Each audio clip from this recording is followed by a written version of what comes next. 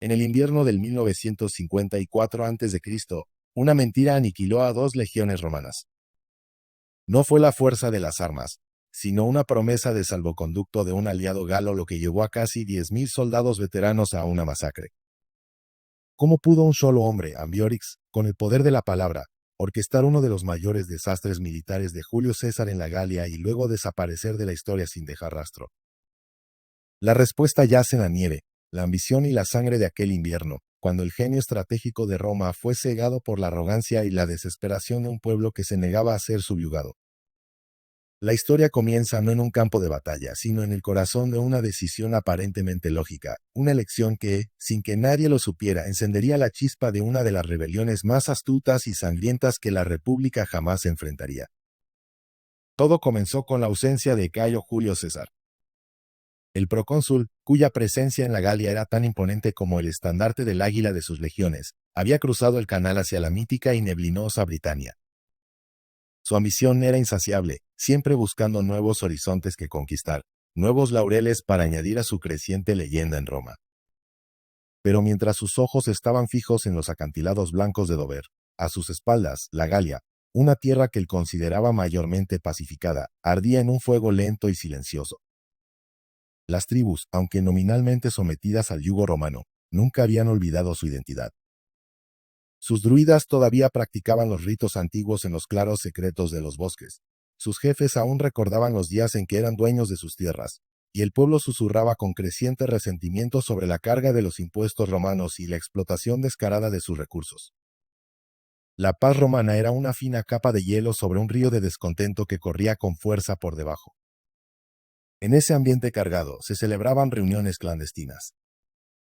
Bajo la luna llena, en fortalezas ocultas en las colinas o en lo profundo de los bosques impenetrables, los líderes tribales se congregaban. El aire en estas asambleas era espeso, una mezcla de humo de las hogueras y de una ira contenida durante años. Hablaban de la romanización como una plaga, una enfermedad que amenazaba con devorar su cultura, su lengua y sus dioses. De entre todas las voces que clamaban por la rebelión, una se alzó con una claridad y una astucia que silenció a las demás: la de Ambiorix, jefe de los Eburones. No era el más poderoso de los jefes galos, su tribu no era la más numerosa, pero poseía un arma más afilada que cualquier espada, una mente capaz de comprender la psicología de sus enemigos. Ambiorix argumentó que un ataque frontal contra el poderío de Roma era un suicidio. La clave, insistió, era la paciencia, la oportunidad y el engaño. Y la oportunidad, predijo, llegaría con el invierno.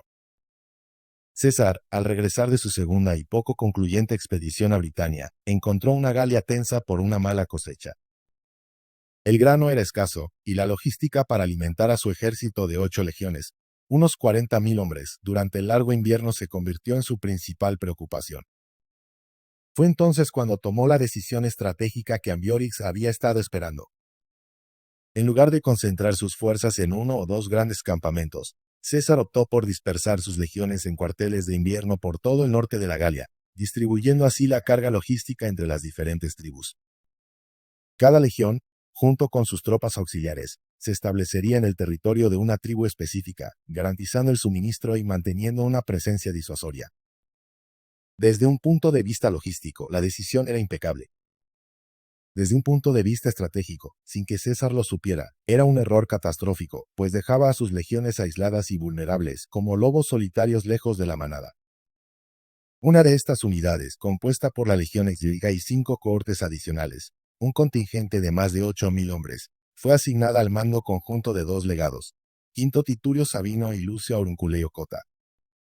Ambos eran oficiales experimentados y, en teoría, hombres de confianza de César. Sin embargo, sus temperamentos eran tan distintos como el día y la noche. Cota era un soldado por naturaleza, un hombre metódico, cauteloso y que se atenía a las reglas de la guerra. Creía en la fuerza de las fortificaciones, en la disciplina del entrenamiento y desconfiaba profundamente de los galos, a quienes consideraba inherentemente volátiles y traicioneros. Sabino, por otro lado, era más un político que un soldado. Se enorgullecía de su capacidad para la diplomacia, para entender las sutilezas de las relaciones intertribales. Confiaba en su juicio y a menudo estaba más dispuesto a aceptar riesgos si creía que la recompensa política o estratégica era suficiente. Esta fundamental diferencia en sus personalidades yacía latente, una falla tectónica esperando el temblor adecuado para abrir una brecha insalvable entre ellos. Su destino fue establecer su campamento de invierno en el corazón del territorio de los Eburones, una región boscosa y difícil cerca del río Mosa. El lugar era remoto, rodeado de densos bosques que parecían observar en silencio. Los legionarios, con la eficiencia que caracterizaba al ejército romano, se pusieron a trabajar de inmediato. En cuestión de días, erigieron un campamento fortificado estándar, un terraplén de tierra coronado por una empalizada de estacas afiladas, rodeado por un foso profundo. Dentro de sus muros, la vida se asentó en la monótona rutina del invierno. Los hombres limpiaban sus armas, reparaban sus equipos y montaban guardia en las torres de vigilancia, observando el paisaje gris y helado. Se sentían seguros, protegidos por la disciplina romana y las murallas que habían levantado con sus propias manos. No sabían que su anfitrión, Ambiorix, cuya tribu ahora les suministraba grano a regañadientes, los observaba con una paciencia depredadora, esperando el momento exacto para atacar. Apenas habían pasado 15 días desde su llegada cuando la trampa se cerró. Sucedió al amanecer, en esa hora gris y gélida en que la noche se resiste a morir. Un grupo de legionarios que había salido del campamento para recolectar madera fue repentinamente atacado por una fuerza de caballería e infantería eburona. El ataque fue una explosión de violencia salvaje y descoordinada, diseñada más para sembrar el pánico que para lograr una victoria militar. Los gritos de guerra de los galos resonaron en el aire helado, y los pocos supervivientes romanos corrieron despavoridos de vuelta a las puertas del campamento, con los atacantes pisándoles los talones. Inmediatamente, el campamento se puso en alerta máxima. Los centuriones ladraban órdenes, los legionarios corrían a sus puestos en la muralla, y las pesadas puertas de madera se cerraron con un estruendo. Los eburones, liderados por el propio Ambiorix, lanzaron un asalto masivo contra las fortificaciones. Intentaron escalar la empalizada, lanzaron una lluvia de proyectiles y gritaron insultos y amenazas. Pero atacar un campamento romano fortificado era una tarea formidable. Los legionarios, ahora plenamente organizados y luchando desde una posición defensiva superior, respondieron con una disciplina letal. Una lluvia de jabalinas pila cayó sobre los atacantes, seguida de una salida de caballería hispana desde una de las puertas laterales que flanqueó a los galos, rompiendo su ímpetu. A pesar de su ferocidad, los eburones no estaban preparados para un asalto prolongado contra una defensa tan bien organizada. Sufrieron bajas considerables, y después de unas horas de lucha, el ataque flaqueó y se retiraron desordenadamente hacia la protección de los bosques. Dentro del campamento, los romanos respiraron aliviados, pero estaban desconcertados. El ataque había sido repelido, pero había sido una sorpresa total. Ambiorix, el líder de los eburones, siempre se había mostrado cooperativo, incluso amigable con Roma. ¿Qué había provocado esta repentina y violenta traición? La respuesta a esa pregunta llegaría de la manera más inesperada, no a través de la espada, sino de una oferta de paz. Poco después de que los eburones se retiraran, un mensajero galo se acercó al campamento bajo una bandera blanca. Llevaba un mensaje de Ambiorix. Solicitaba un parlamento, una reunión con los comandantes romanos para explicar lo sucedido. Afirmaba que había actuado en contra de su voluntad, presionado por su pueblo y otros jefes galos, y que deseaba evitar un mayor derramamiento de sangre. Dentro del Praetorium, la tienda del comandante, Sabino y Cota debatieron la propuesta. Cota, siempre cauteloso, se opuso vehementemente. Es una trampa, argumentó. Acaban de intentar matarnos. ¿Por qué deberíamos confiar ahora en su palabra?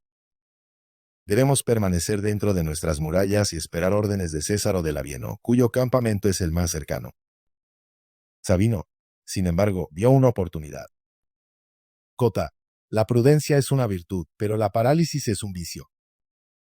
Este hombre, Ambiorix, nos debe su posición a la influencia de César. Quizás dice la verdad. Si podemos resolver esto diplomáticamente, evitaremos un largo asedio invernal y una guerra abierta. Enviar emisarios es un riesgo calculado. Al final, la postura de Sabino prevaleció. se decidió enviar a dos representantes, un tribuno y un centurión que tenían relaciones previas con el jefe Galo, para escuchar lo que Ambiorix tenía que decir. La reunión se llevó a cabo en un claro a medio camino entre el campamento y el bosque. Ambiorix recibió a los enviados romanos con una expresión de grave pesar. Su discurso fue una obra maestra de la manipulación. Comenzó admitiendo su deuda con César, quien lo había liberado de un tributo que debía a la tribu vecina de los atuátucos. Pero luego, con una voz cargada de una supuesta sinceridad, reveló una noticia impactante. Afirmó que su ataque no había sido una decisión aislada, sino el primer acto de una conspiración masiva que involucraba a toda la Galia. Según él, todas las tribus galas, hartas del dominio romano, habían jurado unirse y atacar todos los campamentos de invierno romanos el mismo día para evitar que las legiones pudieran ayudarse entre sí. Hoy, dijo Ambiorix con solemnidad, un enorme contingente de mercenarios germanos ha cruzado el Rin para unirse a nuestra causa. Ya están en camino hacia aquí. Estarán a las puertas de vuestro campamento en 2 días. Luego, Ambiorix jugó su carta maestra. Se presentó a sí mismo no como un enemigo, sino como un amigo atrapado en una situación imposible. Por mi honor como Galo, estoy obligado a luchar con mi pueblo, explicó, pero por mi gratitud a César, no deseo vuestra destrucción. No puedo detener la marea que se avecina, pero puedo ofreceros una salida. Les prometió un salvoconducto seguro a través de su territorio. Podrían marchar sin ser molestados y unirse a la legión más cercana, ya fuera la de Quinto Cicerón o la de Tito Labieno, que estaban a unas 50 millas de distancia. Juro por los dioses, concluyó, que no os haré daño. Es mi única manera de pagar mi deuda con Roma y, al mismo tiempo, cumplir con mi deber hacia mi gente. Los enviados romanos, atónitos por la revelación y convencidos por la aparente sinceridad de Ambiorix, regresaron al campamento y transmitieron cada palabra a sus comandantes. La noticia cayó como una bomba en el Praetorium, y así comenzó la noche más larga y fatídica en las vidas de Sabino y Cota. La revelación de Ambiorix dividió instantáneamente a los dos legados, exponiendo la grieta fundamental en sus personalidades. Se convocó un consejo de guerra con todos los tribunos y centuriones principales. La tienda estaba iluminada por lámparas de aceite que proyectaban sombras danzantes sobre los rostros tensos de los oficiales. Cota habló primero. Su voz era firme y resonaba con la lógica de un militar experimentado. La propuesta es absurda, declaró, golpeando un mapa extendido sobre la mesa. Abandonar un campamento fortificado por consejo del enemigo, un enemigo que nos atacó esta misma mañana, es una locura. ¿Y basar esta decisión en la palabra de un galo? Es impensable. Nuestra orden es permanecer aquí durante el invierno. Tenemos suministros, tenemos murallas. Podemos resistir cualquier asedio, incluso de los germanos, hasta que llegue la ayuda de César. No debemos movernos sin una orden directa del procónsul. Varios centuriones veteranos asintieron en silencio, sus rostros curtidos reflejando la misma opinión. Pero Sabino, de pie al otro lado de la mesa, sacudió la cabeza con impaciencia. Su naturaleza impulsiva y su confianza en su propia perspicacia lo cegaban ante el peligro evidente. Cota, tu prudencia nos convertirá en cadáveres, replicó, su voz subiendo de tono. ¿No has oído? Toda la Galia está en armas. Los germanos están cruzando el Rin. ¿Crees que César puede llegar a tiempo desde donde quiera que esté? Si nos quedamos aquí, seremos asediados no solo por los eburones, sino por una horda de galos y germanos. Moriremos de hambre o seremos aplastados por su número. Ambiorix nos ofrece una salida, una oportunidad de unirnos a Labieno o a Cicerón. Juntos, seremos lo suficientemente fuertes como para resistir hasta que César reorganice sus fuerzas. Sabino se inclinó sobre la mesa, su mirada buscando apoyo entre los oficiales más jóvenes. El honor de Roma no reside en morir estúpidamente en una trampa, sino en preservar nuestras legiones para luchar otro día. Confiar en Ambiorix es nuestra única opción. El debate se prolongó durante horas, volviéndose cada vez más acalorado y personal. Cota argumentaba con la lógica fría de la doctrina militar romana. Nunca cedas una posición fortificada. Sabino contraargumentaba con la urgencia de una amenaza que él creía abrumadora e inminente. Los centuriones estaban divididos. Los más viejos y experimentados apoyaban a Cota, mientras que algunos de los tribunos más jóvenes, impresionados por la aparente lógica de Sabino y temerosos de un asedio prolongado, se inclinaban por la evacuación. La discusión se estancó. Cota se negó a ceder, declarando que preferiría morir luchando en el campamento que ser conducido como ganado al matadero por un bárbaro traicionero. Sabino, viendo que el consejo estaba paralizado, recurrió a una táctica de presión psicológica. Muy bien, exclamó en voz alta para que todos los presentes pudieran oírlo. Haced lo que queráis. No soy yo quien teme a la muerte. Pero pensad en los soldados. Si algo sucede, si nos quedamos y somos masacrados, no será mi culpa. Será vuestra, Cota, por negaros a escuchar la razón. Los hombres bajo nuestro mando podrán deciros que si no fuera por vos, habrían llegado a salvo al campamento más cercano para luchar junto a sus camaradas. Esta acusación pública, este intento de culparlo de antemano por cualquier desastre futuro, fue lo que finalmente quebró la resistencia de Cota. Exhausto por la discusión y presionado por la aparente seguridad de Sabino y el creciente nerviosismo de algunos de sus oficiales, Cota finalmente cedió. Ganas tú, dijo con una voz llena de resignación y un oscuro presentimiento. Pero que los dioses sean testigos de que no estoy de acuerdo. La decisión estaba tomada. Las órdenes fueron emitidas. La legión abandonaría el campamento al amanecer. Los soldados, que habían escuchado los ecos del acalorado debate, pasaron la noche en un estado de ansiedad. No se les permitió dormir.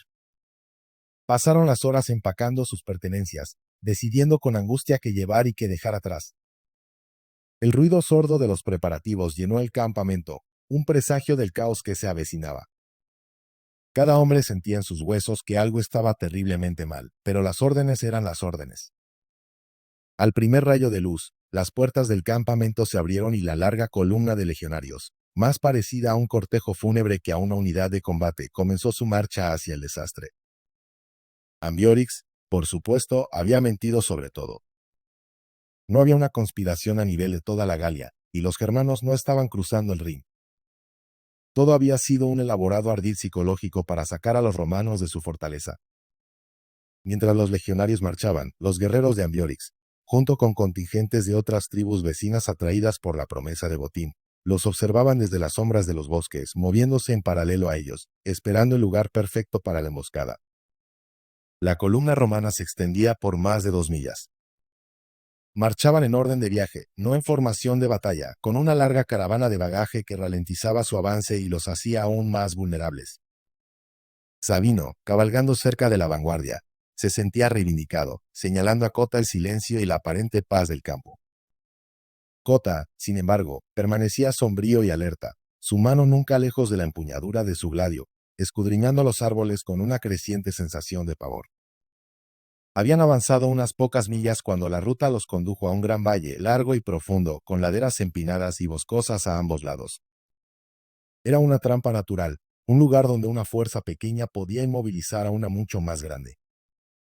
Tan pronto como la mayor parte de la columna romana, incluido el tren de bagaje, estuvo dentro del valle, un grito de guerra ensordecedor surgió de los bosques a ambos lados.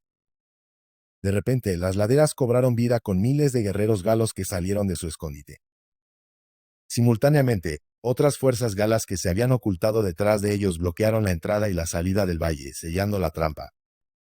Los romanos estaban atrapados, completamente rodeados y superados en número. El pánico se apoderó de las filas romanas. La sorpresa fue total y devastadora. Sabino, el hombre cuya confianza los había llevado a esta catástrofe, parecía paralizado por el shock, cabalgando de un lado a otro sin dar órdenes claras. Fue Cota, el hombre que había previsto el desastre, quien reaccionó con la calma de un verdadero soldado. A pesar de la situación desesperada, gritó órdenes para que los hombres abandonaran el bagaje y formaran un círculo defensivo orbis. Era la única táctica posible, una formación que podía enfrentarse a ataques desde todas las direcciones. Los centuriones, con una valentía increíble, lograron imponer algo de orden en el caos, y los legionarios, a pesar del terror, formaron un círculo erizado de escudos y espadas. La batalla por la supervivencia había comenzado. Los galos se lanzaron sobre ellos en oleadas furiosas. La ventaja del terreno estaba de su lado. Desde las laderas, lanzaban una lluvia incesante de jabalinas, flechas y piedras sobre el círculo romano, que no podía moverse ni maniobrar. Los romanos, apiñados, se defendían con una valentía desesperada.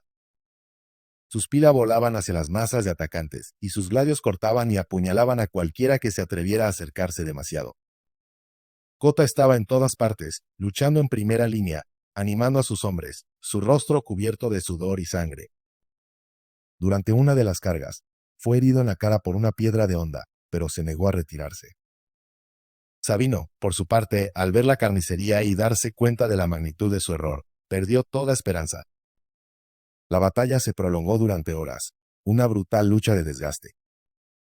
Los romanos estaban muriendo en gran número, pero estaban infligiendo graves pérdidas a los galos.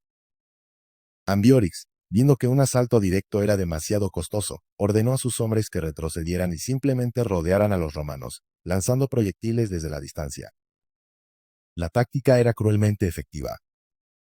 El círculo romano, incapaz de cargar o perseguirlos, solo podía aguantar y morir lentamente. El sol comenzó a descender en el cielo, y con él, la moral de los supervivientes. Sabino, completamente quebrado, decidió que la única opción era la rendición. Vio a Ambiorix dirigiendo a sus tropas desde una posición elevada y le envió un mensajero, pidiendo un parlamento para negociar los términos. Cota, al enterarse de la intención de Sabino, se enfureció. ¿Rendirnos? ¿A estos traidores? Jamás, gritó con la cara ensangrentada. Lucharemos y moriremos aquí como romanos. Sabino, desesperado, intentó convencerlo. No hay esperanza, Cota. Podemos salvar a los hombres que quedan. Pero Cota le dio la espalda, prefiriendo morir luchando a confiar de nuevo en la palabra de Ambiorix. Sabino, acompañado por sus tribunos y algunos centuriones, se dirigió hacia Ambiorix. Se le ordenó que depusiera las armas, y así lo hizo. Mientras se acercaba al jefe galo y comenzaba a hablar, los guerreros de Ambiorix lo rodearon. La conversación fue breve. Luego, a una señal de su líder, los galos cayeron sobre el legado romano y sus compañeros, masacrándolos a todos. Sabino, el hombre que había confiado en la palabra de un enemigo, murió por la palabra de ese mismo enemigo. Al ver la ejecución de su colega desde el círculo defensivo, los legionarios restantes supieron que su fin había llegado. Pero inspirados por el indomable Cota, que seguía luchando como un león herido, decidieron vender cara a sus vidas. La lucha continuó hasta el anochecer. Cota, junto con la mayoría de sus hombres, cayó luchando en las filas. Solo un pequeño grupo logró romper el cerco en la oscuridad y regresar al campamento de invierno del que habían partido esa misma mañana. Allí, al darse cuenta de que no había esperanza de resistir otro ataque, y para evitar la deshonra de la captura, la mayoría de ellos se suicidaron. La legión escidica y sus cortes auxiliares habían dejado de existir. La victoria de Ambiorix era total y absoluta. La noticia de la masacre se extendió como un reguero de pólvora entre las tribus galas. El éxito de Ambiorix enardeció a los indecisos. Las tribus de los atuátucos y los nervios, vecinos de los eburones y viejos enemigos de Roma, se unieron inmediatamente a la rebelión. Ambiorix, ahora al mando de un ejército considerablemente más grande, no perdió el tiempo. Sabía que su única oportunidad era actuar con rapidez, antes de que César pudiera enterarse y reaccionar. Su siguiente objetivo era el campamento de invierno de Quinto Tulio Cicerón, hermano del famoso orador, que estaba acampado con su legión en el territorio de los nervios, a unas 50 millas de distancia. Marchó día y noche, y su ejército apareció ante el campamento de Cicerón con una rapidez que dejó a los romanos completamente atónitos. Cicerón, a diferencia de Sabino, era un hombre de la misma madera que Cota, prudente, disciplinado y escéptico. Aún no había oído hablar del desastre de sus compañeros, pero la repentina aparición de una horda de galos hostiles lo puso inmediatamente en alerta máxima. Rechazó cualquier oferta de parlamento y ordenó a sus hombres que reforzaran las defensas. El asedio comenzó de inmediato. Los galos, envalentonados por su reciente victoria y ahora utilizando técnicas de asedio que habían aprendido de los propios romanos, rodearon el campamento. Construyeron una línea de circunvalación, levantaron torres de asedio y prepararon arietes. La legión de Cicerón estaba en una situación desesperada, superada en número por 10-1 y completamente aislada. Dentro del campamento, La situación era sombría. Los ataques galos eran incesantes. Lanzaban proyectiles incendiarios que prendían fuego a las barracas de paja, y sus gritos de guerra resonaban día y noche, manteniendo a los defensores en un estado de agotamiento constante. Pero Cicerón y sus hombres resistieron con una tenacidad heroica. Trabajaban sin descanso, apagando los fuegos, reparando las brechas en la empalizada y repeliendo un asalto tras otro. Cicerón, a pesar de su frágil salud, estaba en todas partes, animando a sus hombres, supervisando las defensas y negándose a descansar. Sabía que su única esperanza era hacer llegar un mensaje a César. Intentaron enviar mensajeros varias veces, pero todos fueron capturados y torturados hasta la muerte a la vista de las murallas del campamento. La situación parecía desesperada. Finalmente, un soldado galo que servía en las tropas auxiliares romanas se ofreció como voluntario. Era un Nervio, y su lealtad a Roma era mayor que a su propia tribu. Prometió intentar pasar a través de las líneas enemigas. Cicerón le confió una carta para César, escrita en griego para que, si era interceptada, los galos no pudieran entenderla. La carta describía la situación desesperada y pedía ayuda urgente. El valiente auxiliar ocultó la carta dentro de la caña de su jabalina y, al amparo de la noche, logró escabullirse del campamento y mezclarse con la multitud de sitiadores, desapareciendo en la oscuridad. El destino de la legión de Cicerón ahora pendía del hilo de la misión de ese único hombre. Mientras tanto, la carta viajaba hacia su destino. El mensajero Nervio eludió patrullas y atravesó terrenos hostiles, hasta que finalmente llegó al campamento de César, que se encontraba en Samarobriva, la actual Amiens. César recibió la terrible noticia del desastre de Sabino y Cota y la situación crítica de Cicerón casi al mismo tiempo. La aniquilación de una de sus legiones y media fue un golpe devastador, una mancha en su reputación de invencibilidad y un fracaso estratégico que recaía directamente sobre sus hombros. Pero no había tiempo para lamentaciones. Con una decisión fulminante, reunió a las dos legiones que tenía más cerca, apenas unos 7.000 hombres, y ordenó una marcha forzada inmediata hacia el campamento de Cicerón. La marcha de César fue una carrera contra el tiempo. Dejó atrás todo el bagaje pesado y avanzó a una velocidad increíble, cubriendo casi 20 millas por día a través del gélido paisaje invernal. Sabía que estaba en una gran desventaja numérica, pero confiaba en la superioridad de la disciplina romana y en su propia genialidad táctica. Envió por delante a su caballería gala con una carta para Cicerón, atada a una jabalina, informándole de que la ayuda estaba en camino. La jabalina fue lanzada dentro del campamento sitiado. Por casualidad, se clavó en una de las torres de madera y no fue descubierta durante 2 días. Cuando finalmente un soldado la vio y la llevó a Cicerón, la visión de la escritura de César desató una explosión de júbilo y alivio entre los exhaustos defensores. La esperanza había regresado. La llegada del ejército de César cambió el rumbo de la revuelta de manera decisiva. Ambiorix y los otros líderes galos, al ser informados por sus exploradores de la aproximación de César, se encontraron ante un dilema. Podían continuar el asedio y arriesgarse a ser atrapados entre el ejército de socorro de César y la guarnición de Cicerón, o podían levantar el asedio y enfrentarse a César en campo abierto. Confiando en su abrumadora superioridad numérica, unos 60.000 hombres contra los 7.000 de César, eligieron lo segundo. Levantaron el cerco del campamento de Cicerón y marcharon para interceptar a César. César, al enterarse de que el enemigo venía hacia él, demostró una vez más su maestría en la guerra psicológica. Eligió una posición defensiva en una colina y ordenó a sus hombres que construyeran un campamento lo más pequeño posible, con trincheras poco profundas y tiendas apretadas. Quería dar la impresión de debilidad y miedo, de tener una fuerza aún más pequeña de la que realmente poseía, para tentar a los galos a atacar en un terreno favorable para los romanos. La artimaña funcionó a la perfección. Los galos, al ver el diminuto campamento romano, se llenaron de desprecio y confianza. Se acercaron y comenzaron a hostigar a los legionarios, desafiándolos a salir y luchar. César mantuvo a sus hombres dentro del campamento, reforzando la ilusión de que estaba demasiado asustado para enfrentarse a ellos. Dejó que los galos se acercaran, que su exceso de confianza se convirtiera en imprudencia. Cuando el enemigo, desorganizado y sin una estructura de mando clara, se preparaba para asaltar el campamento desde todos los lados, César dio la señal. Repentinamente, las puertas del campamento se abrieron de par en par y las 2 legiones romanas, junto con su caballería, salieron en una carga devastadora y perfectamente coordinada. La sorpresa fue total. Los galos, que esperaban encontrar a un enemigo acobardado, se toparon con una furiosa oleada de acero romano. Su formación, si es que alguna vez la tuvieron, se desintegró al instante. El pánico que habían infligido a Sabino ahora se volvía contra ellos. La batalla se convirtió en una masacre. Los legionarios, disciplinados y sedientos de venganza por sus camaradas caídos, no dieron cuartel. El enorme ejército galo se disolvió en una multitud aterrorizada que huía en todas direcciones, perseguida implacablemente por la caballería romana. La victoria de César fue aplastante y total. La rebelión que había comenzado con tanto éxito fue decapitada en una sola batalla decisiva. César marchó inmediatamente hacia el campamento de Cicerón.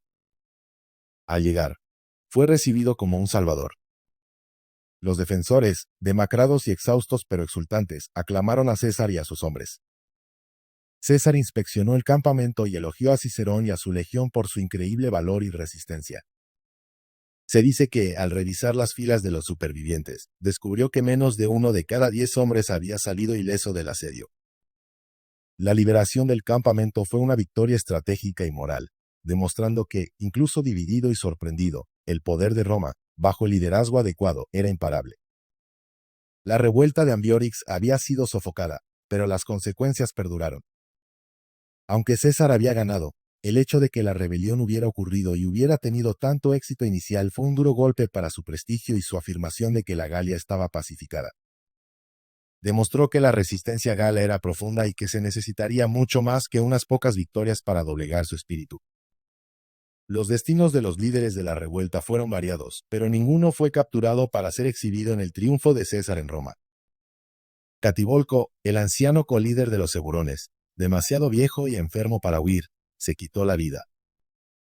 Antes de beber el veneno extraído del tejo, pronunció una terrible maldición contra Ambiorix por haber arrastrado a su pueblo a una guerra que no podían ganar.